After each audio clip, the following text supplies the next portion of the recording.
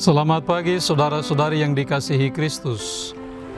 Marilah kita mengawali hari baru dengan mendengarkan firman Tuhan yang diambil dari Injil Yohanes bab 20 ayat 2 sampai dengan 8. Tuhan bersamamu. Inilah Injil suci menurut Yohanes.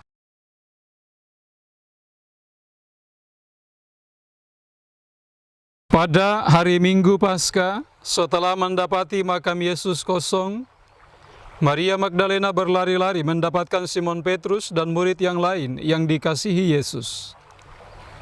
Ia berkata kepada mereka, "Tuhan telah diambil orang dari kuburnya, dan kami tidak tahu di mana ia diletakkan." Maka berangkatlah Petrus dan murid yang lain itu ke kubur. Keduanya berlari bersama-sama, tetapi murid yang lain itu berlari lebih cepat daripada Petrus, sehingga ia lebih dahulu sampai di kubur. Ia menjenguk ke dalam dan melihat kain kafan terletak di tanah, tetapi ia tidak masuk ke dalam. Maka tibalah Simon menyusul dia dan masuk ke dalam kubur itu.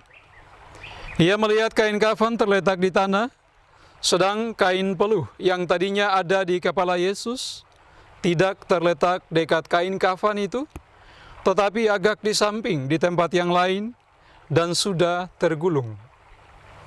Maka masuklah juga murid yang lain yang lebih dahulu sampai di kubur itu. Ia melihatnya dan percaya. Demikianlah sabda Tuhan.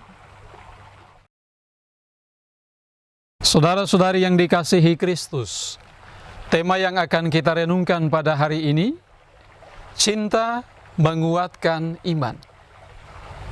Saudara sekalian, hari ini kita merayakan pesta Santo Yohanes, salah seorang Rasul Yesus dan juga sekaligus pengarang Injil. Kedekatan Yohanes dengan Yesus, Sang Guru, dinyatakan dengan berbagai ungkapan. Antara lain, murid yang duduk dekat kaki guru, murid yang berdiri di bawah salib bersama Maria, ibu Yesus, atau juga murid yang lain. Yohanes juga disebut sebagai murid kesayangan Yesus. Artinya, ada relasi cinta kasih yang mendalam antara Yesus dan Yohanes. Ketika semua murid termasuk Petrus lari meninggalkan Yesus saat ditangkap, Yohanes justru hadir sampai di Golgota. Kepadanya Yesus menyerahkan ibunya untuk dijaga. Ia menjadi salah satu saksi pertama kebangkitan Yesus. Ia ke kubur melihat serta percaya bahwa Yesus telah bangkit. Yohanes menjadi mahauskup di Efesus, kemudian dibuang ke pulau Patmos, dan sekembali dari sana, ia menulis Injilnya. Dari tulisan-tulisannya, kita dapat mengatakan bahwa Yohanes adalah seorang teolog yang tulisannya berisi refleksi dan ajaran teologis yang mendalam tentang Yesus dan karya perutusannya. Saudara sekalian, Yohanes memahami dengan baik apa yang telah diajarkan oleh Yesus selama hidup bersama mereka. Dia juga mengerti apa yang diwahyukan oleh Yesus, khususnya tentang puncak karya keselamatan yang harus dijalani lewat misteri salib sampai pada kematian dan kebangkitan. Karena itu, begitu melihat bahwa Yesus sudah tidak ada lagi di dalam kubur, ia melihatnya dan percaya. Iman akan kata-kata Yesus kuat dan pasti. Dia yakin bahwa Guru, Tuhan dan Penyelamat dunia itu telah bangkit. Mari kita berusaha untuk selalu dekat dengan Yesus, memohonkan semangat cinta kasih dari Yesus. Semoga demikian. Amin. Marilah kita berdoa. Tuhan, pagi ini kembali kami naikkan syukur dalam doa dan permohonan. Terima kasih sudah menjaga kami saat tidur maupun bangun. Terima kasih untuk udara sejuk dan segar pagi ini.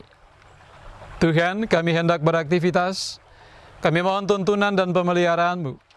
Jauhkanlah kami dari yang jahat dan berilah kami kekuatan dan kesehatan. Utuslah Roh Kudus-Mu menyatu dalam diri kami sebagai vaksin ilahi yang memberi kekebalan tubuh dan mematikan COVID-19 yang mengancam kehidupan kami. Kami serahkan hari ini ke dalam tangan-Mu. Kristus terang dunia, berkatilah keluarga-keluarga kami. Ajarilah kami untuk saling mengasihi dan mengampuni. Jadikanlah kami alat kasih-Mu, dan pantaskanlah kami menjadi hamba-Mu yang setia. Demi Yesus Kristus, Putra-Mu Tuhan dan pengantara kami, dalam kesatuan dengan Bapa dan Roh Kudus, hidup dan mencintai kami, kini dan sepanjang masa. Amin. Tuhan bersamamu. Semoga keluarga kita, orang-orang yang kita kasihi dan doakan, seluruh aktivitas kita hari ini dilindungi, dibimbing, dan diberkati oleh Allah yang Maha Kuasa, Bapa dan Putra dan Roh Kudus. Amin.